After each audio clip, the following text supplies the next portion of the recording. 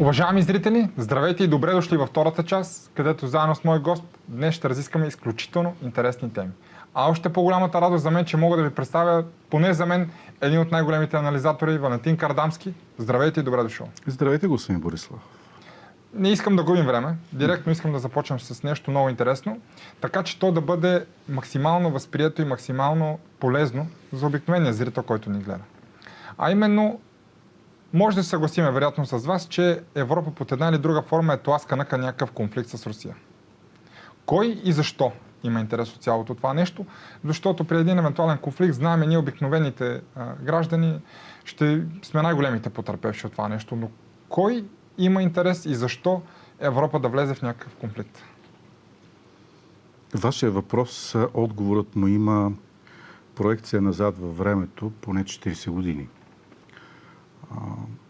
След Хелмут Кол и след Митеран няма големи политици на европейската сцена. Причината за това е план, който е следван от колективния Запад, в който след падането на желязната завеса да се пристъпи към политика, в която първо да бъдат разглобени страните от източния блок и усвоени техните капитали. И като казвам капитали, няма предвид непременно пари, струва се да се отбележи и човешкия такъв капитал. А пък след това, когато се изчерпи това, междувременно ще се случат арабската пролет и така нататък, за да се пристъпи в един момент до разбиването на Русия, за да могат да бъдат усвоени техните богатства на руснаците. Поради тази причина на тях е било необходим елит, ако можем въобще така да кажем. Това е някаква псевдоформа на люде, инсталирани, завинтени на върха на Европа, абсолютно непонятни за това, що е то дипломация и политика, но следващи безпрекословно заповеди или план, който е бил начертан след 89-та, 90-та или 91-та по-точно, за приближаване на НАТО и оттам насетне създаване на конфронтация. Обърнете внимание, че вече включително и най-ожесточените вдебелени либерали осъзнаха, че това не е война между Русия и Украйна, е между Русия и колективния Запад, или по-скоро колективния Запад предизвикал Русия години наред в проксито им Украйна. Поради тази причина Европа в момента е в насипно състояние. Тя няма нито план за развитие, нито концепция за това как да се развива. Основното нещо, което започнаха в началото да унищожават, бяха образователните постижения. Забележете, че Европа вече не е континент, който да дава ноу-хау и да генерира прогрес от научна гледна точка, а оттам насетне се пристъпи вече последната фаза е унищожаването на моралните устои и моралните ценности. Сега, доколкото разбирам, искаха едни от санкциите, които променя Европейската комисия на Урсула, благодарение на, в случая ще кажа на България, не мога да ли го отчета, е несъгласието ни да подкрепим последния пакет заради едно конкретно лице. Не говоря за този, който е на Нефтохим, а за патриарх Кирил. Това всъщност е атака срещу православието, тъй като православието е бариера, която спира тази инвазия на унищожаване на ценностите. Последната полоса, падне ли тази полоса, имайте предвид, че тук ще настане същата безнравствена вакханалия, каквато наблюдаваме в колективния Запад с центрове Лондон, Вашингтон и Брюксел. И ето към вашия въпрос вече конкретно, кой има полза от това. Не съм сигурен, че вече са останали конкретно държавнически центрове, които да имат подобна амбиция, защото в последната фаза на капитализма на практика държавата вече се държи не от държавни органи, а от президент, премиер, Народно събрание, а от корпорациите.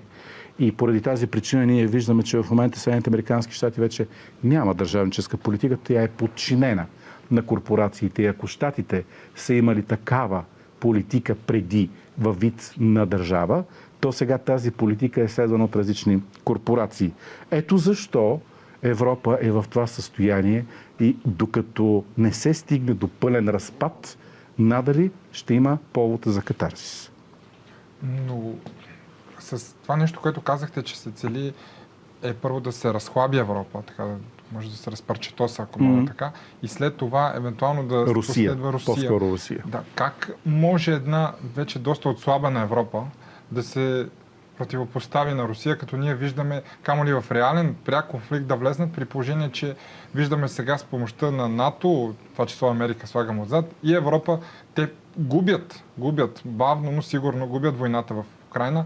Как ще може една Европа, която е доста така пред разпад и морален, и културен, и икономически, да се противопостави на Русия? Не може. А това са някакви реминисценции на спомени на сила, които си мисля Европа, че има. Европа никога не е имала възможност и потенциал да воюва. Говоря за последните 80 години. Последният опит, всъщност, който е правен да има самостоятелна армия, е било от Дьогол. Оттам насетне вече няма такава възможност. Идването на НАТО, т.е. инсталирането на НАТО в европейския континент и плащането за сигурността е имало двояка сила, така да се каже.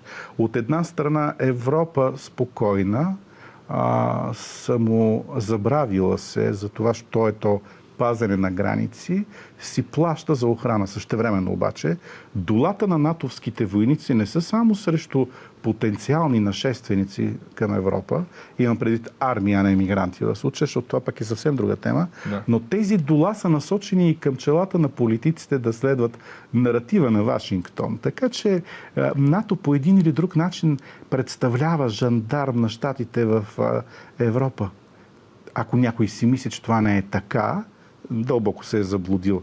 Но ето вижте, в дълбочината на вашия въпрос можем да продължим каква би била от тук насетне реакцията на Русия към една самозабравила се Европа, която си мисли, според, ще цитирам Дъглас Макгрегор, който бе първи съветник в Пентагона по времето на първия мандат на Тръмп. Той казва, армии от лилипути, аз бих добавил, нямат достатъчно бройка да съставят духовия оркестър, който да изсвири химните на държавите им в европейските армии.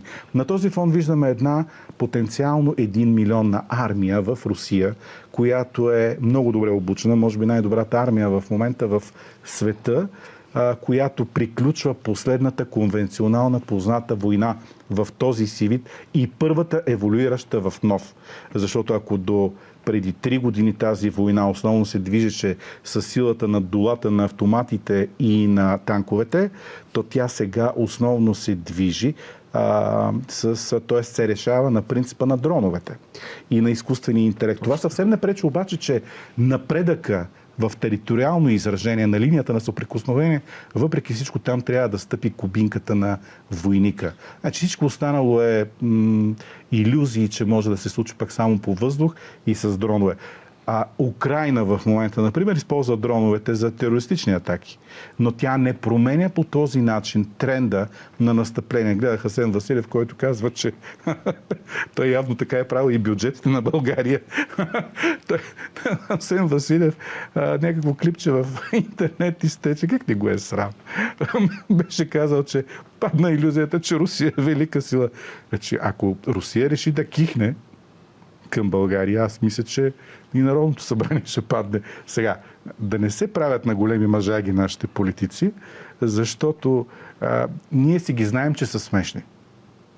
Да не ни правят всички жалки в очите на другите държави, това е моето желание, да речем. И аз бих се съгласил с това, защото още от самото начало на войната, когато дори някои от европейските лидери, които в последствие видяхме, че са абсолютно безразсъдни по отношение на Русия, се бяха въздържали, но тогава си спомняте тогавашното правителство и Кирил Петков, как се взимат чипове, как излезаха разни журналисти, че остават още 2-3 дена на Русия да свърши боеприпасите, как бензиностанция с ракети, ако си спомняте. Но аз нашите български псевдополитици гледам максимално да избягвам, защото, за съжаление, те повече за момента вредят, отколкото някаква полза. Да, не е сериозно даже да бъдат коментирани. Сега обаче аз ви предлагам, тъй като Песков даде едно интервю преди няколко дни, което разбуни духовете, в което той каза, че вече не е СВО, а е война. Да помислим в тази насока. Много от анализаторите на Запад го повдигнаха като тема, не без основание. Дали обаче бихме се запитали, основателно си задаваме въпроса, аджеба сега ли го разбра Кремъл, като в края на краищата това си е война и той се аргументира защо нарича СВО война. Защото Запада дава оръжие на Украйна, дава логистика, дава им спътникова информация, дава им насочваща информация към целите в Русия.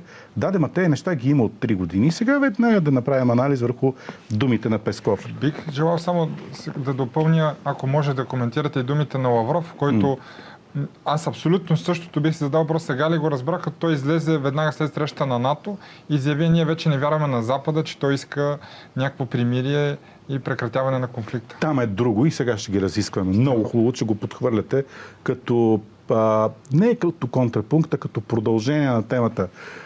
Песков всъщност какво ни казва?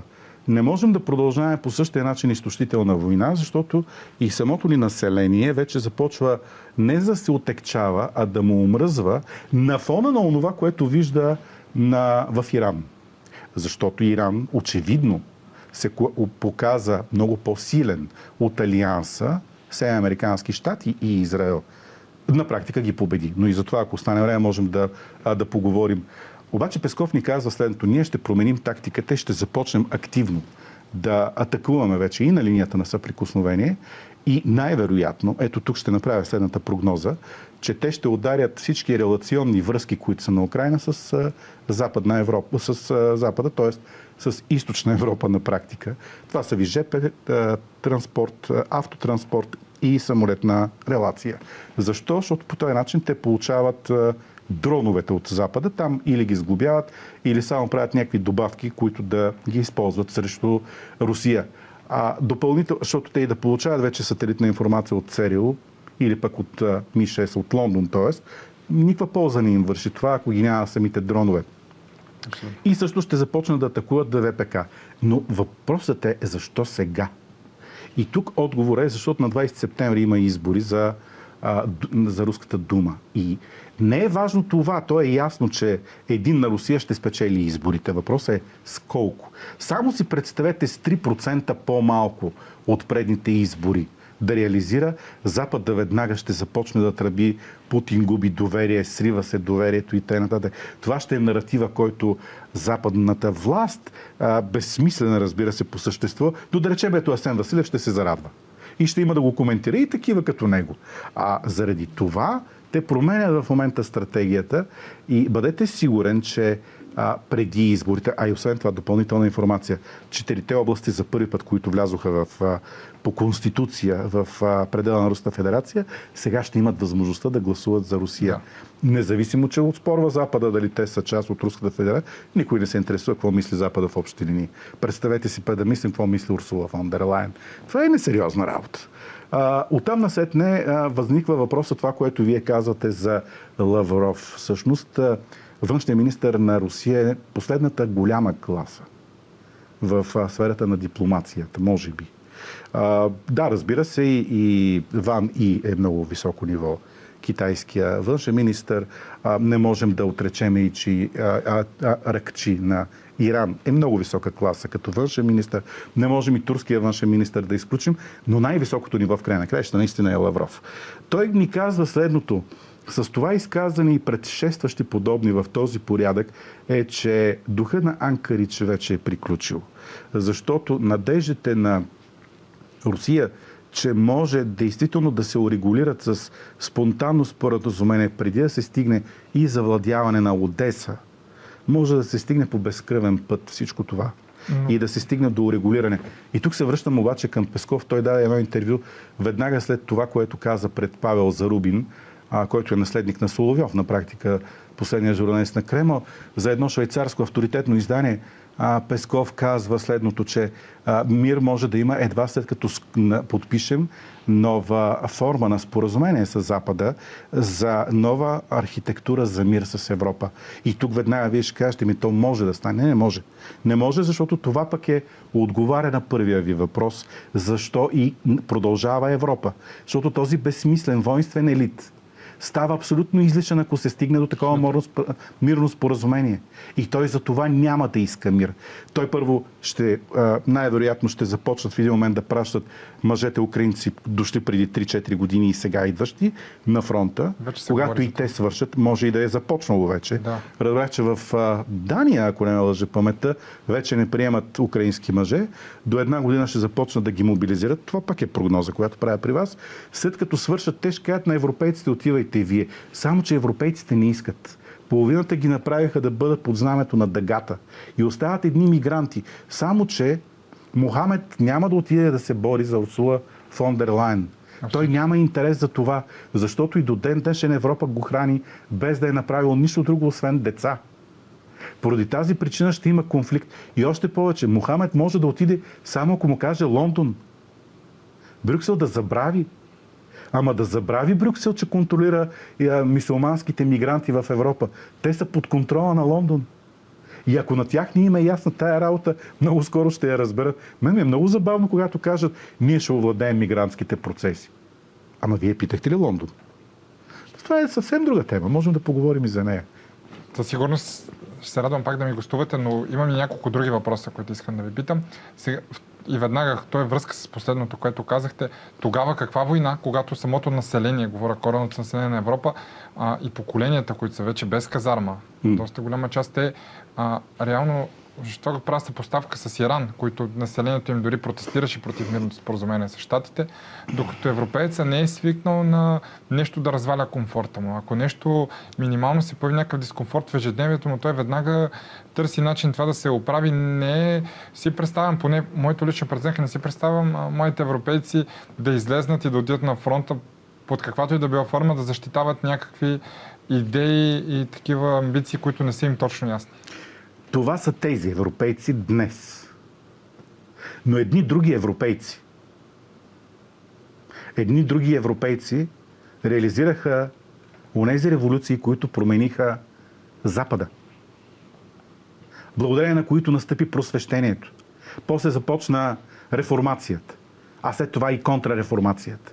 Имаше пък едни преди тях, които от север тръгваха с лодки и стигнаха до руските степи. И са стигали чак долу под Турция. Онези истински бойни европейски сърца. Не са само онези, които сега идват наследници, примерно на персите, на Чингис хан и т.н. И тук е имало истински, топтящи, смели хора. Но това е поколение, рафинирано тези 40 години на онова, за което говорихме в самото начало, на безнравственост и изкореняване на моралните устои. Това, което ние виждаме в момента, е пълна каша на полове, на морал, на етика, на ангажимент, дори ако щете. Ама това е последната фаза, пак казвам, на капитализма, защото корпорациите, които не представляват държавата и нямат ангажимент към нея, а имат ангажимент единствено към собствената си печалба, те не изповядват по никакъв начин някакви идеи за държавност, за народ, за обединение. В тяхната глава е само печалба. Ние в техните очи сме само продукт. Ами забележете, те превърнаха щатите в клоака. За 40 години най-голямата сила, хегемона, който беше, те го унищожиха. Защото изнесоха производството на държавата и превърнаха в едни и там същата каша, каквато се случва вече и в Европа от население. То не е народ това. Това е население. И поради тая причина няма как, ето защо се случват войните, примерно. Защото единствената работеща индустрия в щатите е ВПК, военно-промишления комплекс. Тръмп няма избор, не го оправдавам. Той си мислеше, че може да мине без войни. Как ще стане този номер? Първо, той е един представител в държава, функциите на които отдавна са в мегакорпорациите. Той е президент, представител на мегакорпорациите. Ама дали ще бъде той, дали ще бъде Байден, дали ще бъде Джей Ди Ванс, всички ще правят войни. Защото цялото производство е изнесено в Китай, Индия, арабските страни. И при тях е останало само какво? Военната индустрия. И те я продават, за да могат да забавят колапса. Затова им трябва да продуцират, да произвеждат войни. И ето защо Тръмп каза: изпрати ми Пит, има преди Пит Хексет, шефа на Пентагона, едни снимки на ранени, убити на фронта в Русия. Тази касапница трябва да спре. Изкарва се на миротворец. И това не ми харесва. А Рубио излиза и казва: Украйна има шанс. Затова трябва да я подпомогнем. Защо го прави? Един се изкарва като доброто ченге, образно казвам, а другия казва: ние ви искаме парите. Какво се случва в Анкара? Точно това. Призова Тръмп, нали, не иска войни. Призова всички да направят 5% от БВП за отбрана, което означава парите, които ще ни давате, вече няма да са 2 или 3%, а ще бъдат 5%, колкото сме се разбрали преди това. Но вие не го изпълнявате. А ние единственото нещо, което ще правим, ще произвеждаме оръжието и ще ви го даваме. Проблема е, че ще започнат да го дават след 2300. Тоест, те не могат и да го реализират. Защото Иран, като продължение на войната в Украйна, успя буквално да стопи запасите. Забележете, че през последните часове нямаме отговор даже от бомбардировките, които са на редица арабски страни. С какво си пазят базите американците? В Персийския залив. То не остана с какво да ги пазят. Няма установки Patriot. С какво си пази Киев града, примерно, от руските атаки? Те, че удрят рафинерии, удрят. Че има проблем, примерно, в Крим с горивото, има. Действително е така. Ама сега като започнат да летят кинжалите и още повече дъжда от дронове, който предполагам, че в следващите 2 месеца при напредъка на танковете те ще започнат сериозна атака на инфраструктурата, за която ви говорих. Те ще падат без никаква съпротива, защото вече няма какво. Няма пейтриети. Няма. Само за онзи ден,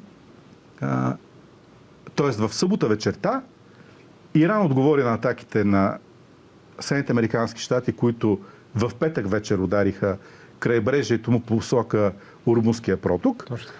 И удариха 5 държави. Мога да ви кажа, Кувейт, Катар, да. Обединените арабски емирства, Йордания и... Най-вече Йордания. Това е много важно, защото там има логистичен център. И този логистичен център не е какъв да е. Те преди това в Бахрейн на 5-ти морски флот удариха, разбомбиха и нищо не остана. Така че за какво и да реч? Какъв хегемон си ти? И после според, не, те с хегемон. Какъв хегемон? Какъв хегемон? Значи ти икономически си вече колос на глинени крака. Всеки момент икономиката ти е пред тотална катастрофа. Военно. Нали иранците бяха с чалми и джапанки, бягаха в пустинята. Дайте по-сериозно. Точно тези с чалмите и прочее, за които те говориха, в един момент стопиха всякаква военна атака, защото имаха стратегия. Допълнително географски това им помогна и те. Очевидно в ЦРУ няма достатъчно кадри, за да убедят, или не са достатъчно убедителни и нямат ход да обяснят на администрацията на президента Тръмп, че това е куршум в празното пространство. И в културно отношение.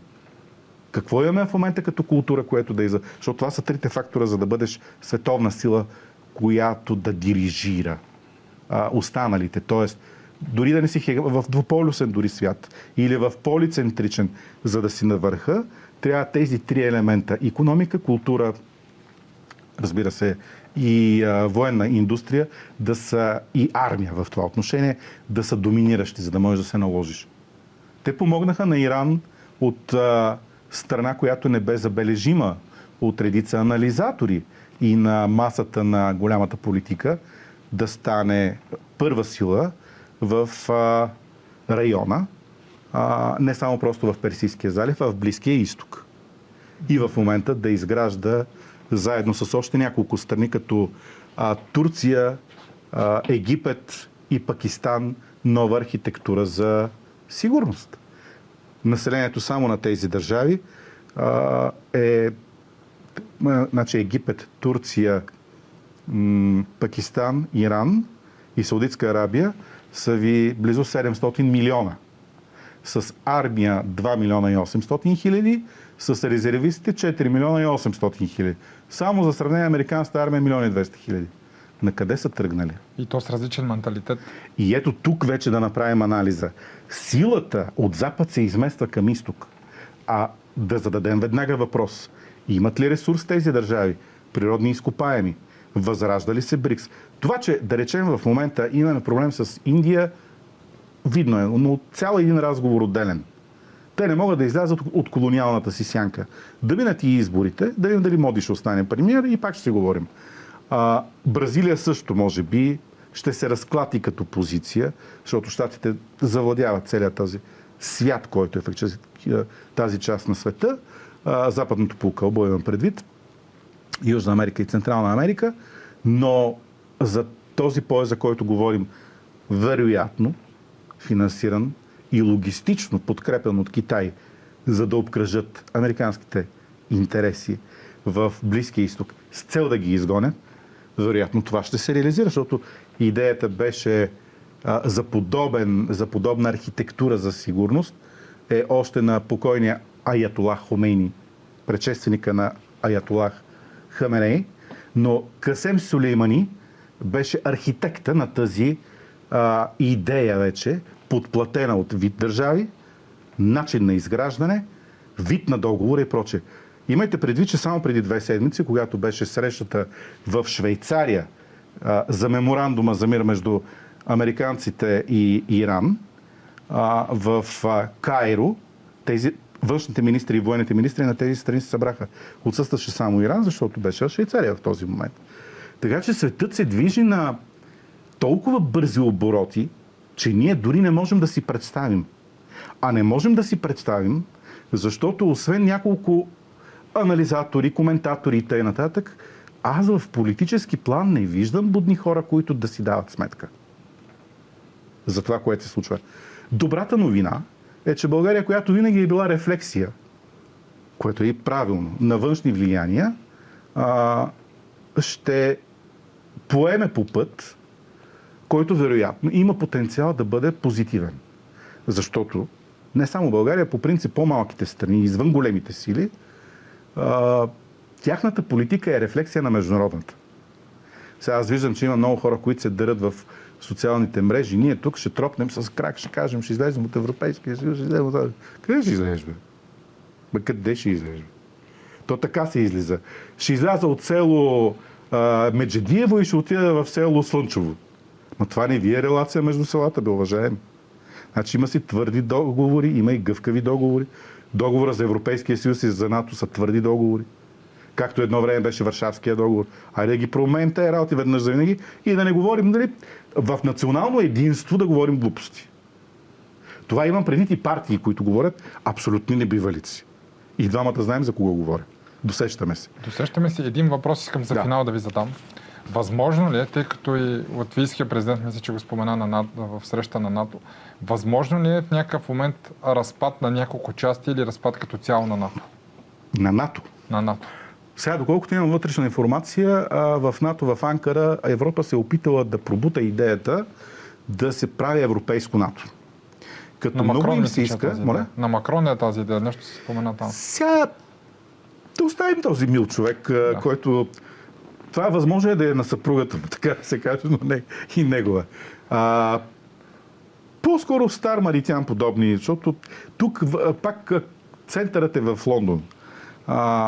Много им се иска Турция едва ли не се оттегли от НАТО и да стане централна част на едно такова ново обединение, да е водеща обаче сега. Турция много скоро ще избере дали ще бъде към запад или към изток. Към тази нова архитектура, за която ви говорих. И ми се струва, че европейците ще бъдат разочаровани. Те не приеха Турция в Европейския съюз. Да. И сега да кажем и защо. Защото по брой на население турското е, кажи рече, колкото Германия малко повече. Което означава, че има толкова брой депутати в Европарламента, колкото има и Германия. Сиреч тя ще движи положение. Поради тази причина, много може да се иска Украйна да влезе, но това означава да има колкото полските депутати. Ще съгласни ли полските депутати да пуснат толкова като брой украински депутати? Това е пасторалната истина. Не е защото са били мюсюлмани и тям подобни. Това са мижа да те лажим. Това са абсолютни глупотевини. Турция не я пускат поради тази причина, защото ще има толкова брой. Но няма как тя да се съгласи да пази Европейския съюз, пък да не бъде в него. Сиреч трябва да се промени конструкцията за приемане на членове в Европейския съюз. Те докато направят европейско НАТО, ще се разпадне Европейския съюз. Защото от центроустремителни сили ние вече сме свидетели на центробежни такива. Като гледам и политиката, която развива в момента и българското правителство, а и част от правителствата на страните от източния блок бившите социалистически страни, струва ми се, че се появява една, без балтийските, разбира се, защото те са отделен случай, имаме съвсем друг вектор на движение на тези държави. Безспорно, убеден съм, че поне в този отношение нашите управляващи се светват, тъй като имам и внятни хора в този екип, за разлика от предходните. Иначе това, което ме питате за НАТО, силно съм скептичен. Няма военна индустрия, за да покрият армията. За военна индустрия, военновременната икономика е енергоемка. Значи, те ще искат руски газ, защото с течение от щатите няма как да стане. Да им кажа. Ще искат руски газ. Между другото, преди малко прочетох, че рекордно количество газ сме взели от Русия, Европа за последните 30 дни. В смисъл, купуваме от едното находище 100% сме изкупили газа. Европейците имам преди. Значи, взимаме руски газ, за да правим оръжие, за да нападаме Русия. Това е абсолютен нонсенс. Няма как да стане. Европа трябва първо да смени лидерите си. Преди да смени лидерите си, трябва да смени политиката си. Тя трябва да завие в консервативен порядък. Тези неща се случват и само ще видите, че в следващите години едно по едно ще изкристализират нещата. Господин Кардамски, благодаря ви. Чест и удоволствие беше за мен. Надявам се пак да ни гостувате. Уважаеми зрители, това беше предаването за днес. Останете с нас и следващия понеделник. Очакват ви доста интересни работи. Благодаря ви и до скоро.